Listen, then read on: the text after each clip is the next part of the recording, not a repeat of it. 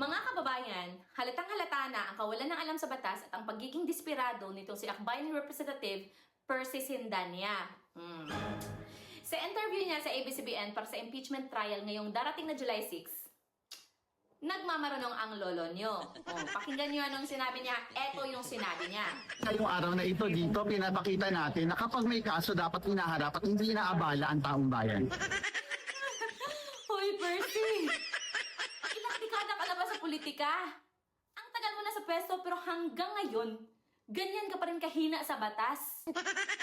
Sino ba ang totoong nang-aabala sa taong bayan? Kundi kayong mga taga-akbayan na walang ibang ginawa kundi mag-imbento ng gulo sa Kongreso at maghain ng kung ano-anong reklamo.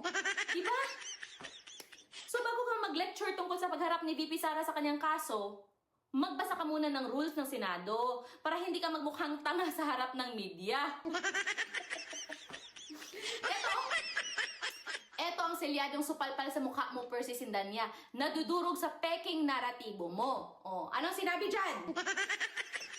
Malinaw na sinabi sa official na notice ng Senate Impeachment Court na si Vice President Sara Duterte ay inuutusang humarap in person or through counsel. English yan, ha?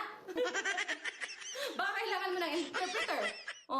So ibig sabihin yan, hindi kailangan magpakita ng personal doon si VP Sara sa July 6. Diba? Pwede nang ipadala ang kanyang mga abogado para durugin ang mga basurang ebidensya ninyo upang patuloy siyang magtrabaho para sa bayan. Kaya wag mo kaming madrama-drama na parang nagtatago ang vice-presidente kapag hindi siya umattend ng personal. Ganyan lang mga profesional na reklador. Gagawa kayo ng maling impresyon sa publiko para lang magbukhang may point ang sarswela ninyo sa media. Pero ang katotohanan, nire-respeto ni VP Sara ang legal na proseso sa pamamagitan ng pagpapadala ng kanyang legal counsel, habang ikaw naman, Percy, ay nag-iingay lang para mapansin. Alam mo ba kung anong problema sa'yo, Percy? Pumasok ka sa gobyerno, pero ang utak mo naiwan sa kalsada. Imbis na maging tunay na mambabatas, naging aktivista ng gobyerno ka na walang alam kundi maghain palagi ng reklamo, manggulo at maghasik ng divisiveness. No?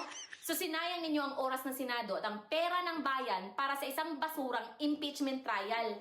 Tapos ang lakas ng loob ninyong magsabi na ayaw ninyong maabala ang Pilipino? My God! I hate drugs! Mga kababayan, under Rule 7 of the Rules of Procedure on Impeachment Trials, ang akusado ay may absolute right na katawanin ng kanyang legal counsel, no? At gaya ng nakasaad sa jurisprudence ng Francisco versus House of Representatives, ang impeachment ay hindi isang laruan na pwede ninyong gamitin bilang political weapon, no? Para lang itulak ang inyong makasariling agenda at basagin ang demokrasya, no? Ang ginagawa ninyo ay isang maruming political witch hunt laban sa pamilyang Duterte dahil natatakot kayo sa lakas nila para sa 2028.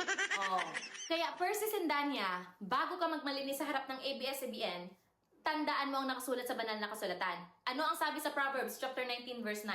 It states there, "A false witness will not go unpunished, and whoever pours out lie will perish."